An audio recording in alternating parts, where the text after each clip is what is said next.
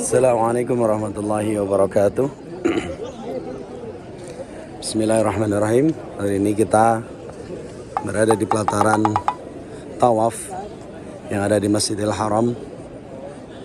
Insyaallah hari ini saya akan mengajak Bapak Ibu sekalian untuk mengenal Ka'bah lebih dekat. Apa saja bagian-bagian dari Ka'bah serta bagaimana pelaksanaan tawaf itu sendiri yang dilaksanakan di Baitullah.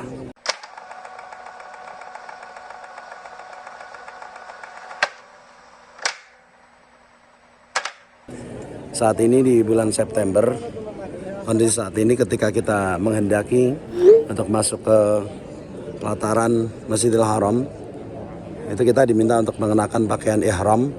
Akan tetapi bisa jadi aturan tersebut kedepannya akan berubah sesuai dengan kondisi dan nizam yang diperlukan. Bapak Ibu sekalian, di atas ini adalah talang emas. Talang emas itu adalah semacam kayak pipa penyaluran. Jadi di atas Ka'bah itu kan semacam kayak dek. Kemudian air yang ketika hujan ada air yang tertampung di atas Ka'bah, lalu akan dipancurkan melalui talang emas ini, talang yang terbuat dari emas ini. Kemudian di hadapan kita itu ada 3 lampu berwarna hijau. Jadi di bawah lampu tersebut adalah bangunan berbentuk setengah lingkaran, dan itu adalah disebut sebagai Hijr Ismail. Hijr Ismail ini adalah kamar. Hijr itu berarti kamar atau ruangan. Ismail adalah Nabi Ismail alaihissalam.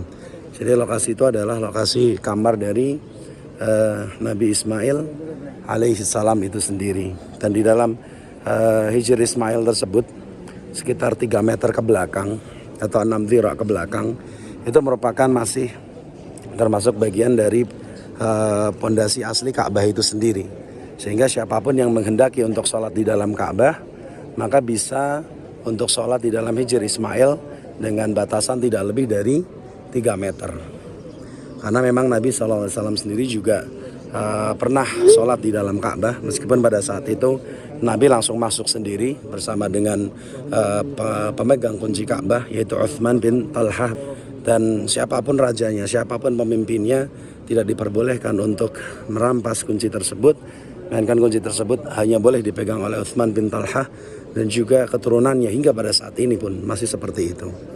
Dan di pojok yang ini yang ada list berwarna emas, ini adalah rukun Yaman. Rukun Yaman, kenapa dikatakan rukun Yaman? Karena sejalan dengan arah Yaman. Nah, di sudut ini ketika Bapak Ibu sekalian melaksanakan tawaf, itu disunahkan untuk mengusap apabila mampu. Namun apabila tidak mampu untuk mengusapnya, maka tidak perlu untuk memberikan isyarah. Seperti itu. Sedangkan di sebelahnya lagi, kemudian di rukun Yaman sampai ke Hajar Aswad ini, kita disunahkan untuk berdoa, Rabbana atina fid dunya hasanah wa fil akhirati hasanah wa qina adzabannar. Masya Allah ya, semakin padat kondisinya karena ini di hari Jumat setelah salat subuh. Jadi Masya Allah ramai sekali. Kemudian di titik ini, di titik yang ada tulisan kaligrafi Allahu Akbar, ada tulisan kaligrafi Allahu Akbar, Allahu Akbar, Allahu Akbar. Itu adalah sudut Hajar Aswad, sudut di mana Hajar Aswad itu berada. Nah, di titik tersebut adalah titik di mana seseorang memulai tawafnya. Ketika dia sejajar dengan Hajar Aswad, ada 3 hal yang bisa ia lakukan, yaitu beristilam dengan cara mengecupnya, kemudian berkata Bismillah Allahu Akbar, kemudian bisa juga mengusapnya, kemudian mencium tangannya sambil baca Bismillah Allahu Akbar. Atau yang ketiga, apabila tidak bisa melakukan itu, maka dari jauh mengatakan Bismillah Allahu Akbar sambil mengangkat tangan kanan seperti ini ke arah Hajar Aswad sambil berkata Bismillah Allahu Akbar. Maka ketika itu kita sudah memulai hitungan tawaf kita, memulai dari 0 menuju ke hitungan 1 kali putaran. Kemudian di situ juga di samping Hajar Aswad ada pintu Ka'bah. Pintu Ka'bah seperti yang saya ceritakan tadi, pintu yang terbuat dari emas ini kuncinya dipegang oleh keturunan Uthman bin Talhah hingga pada saat ini. dan pintu tersebut bisa dibuka dengan meminta izin kepada beliau, keturunan Utsman bin Talhah. Dan biasanya ketika ada kunjungan baik tamu negara ataupun presiden ataupun tokoh-tokoh penting dunia yang memang itu adalah muslim, itu bisa meminta izin untuk dibuka, namun tentunya dengan jalur diplomasi tentunya. Dan ada tangga yang digunakan untuk menuju ke atas pintu tersebut. Dahulu posisi pintunya itu sejajar dengan tanah sebagaimana pintu-pintu biasa. Akan tetapi kemudian pintu tersebut ditinggikan pada saat itu sehingga dia sempat menuai semacam kayak pro dan kontra gitu, karena seolah-olah hanya bisa diakses oleh orang-orang tertentu saja dan hanya boleh menggunakan tangga. Namun Allahu a'lam seperti kondisinya sekarang.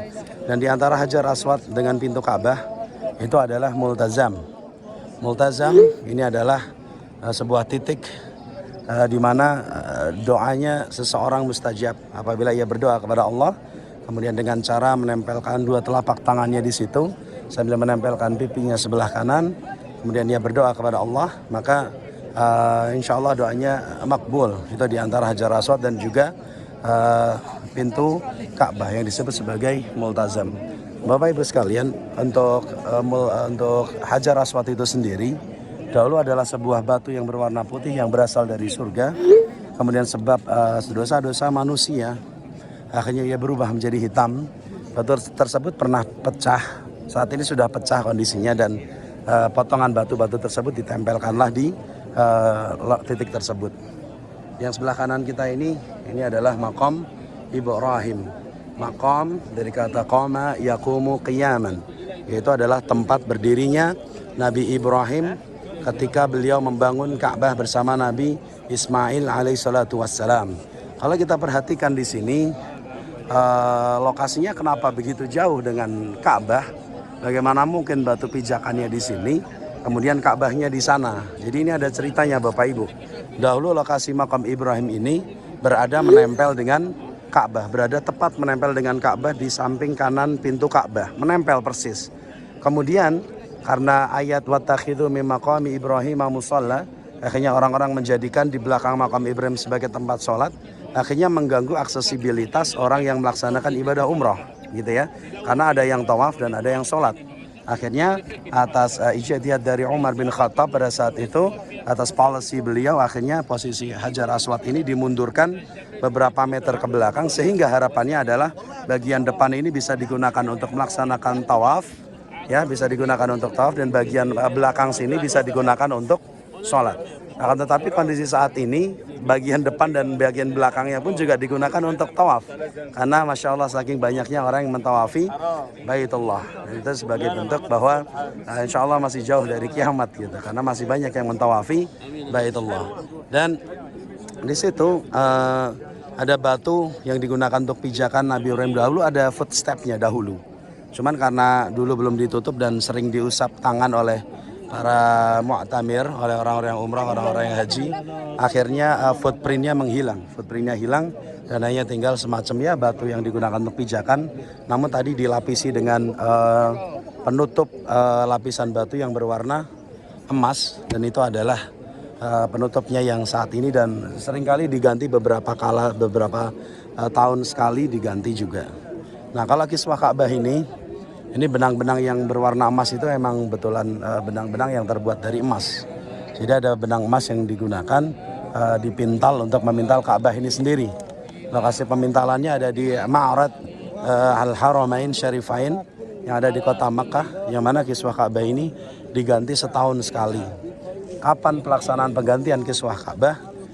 Yaitu ketika pelaksanaan ibadah haji.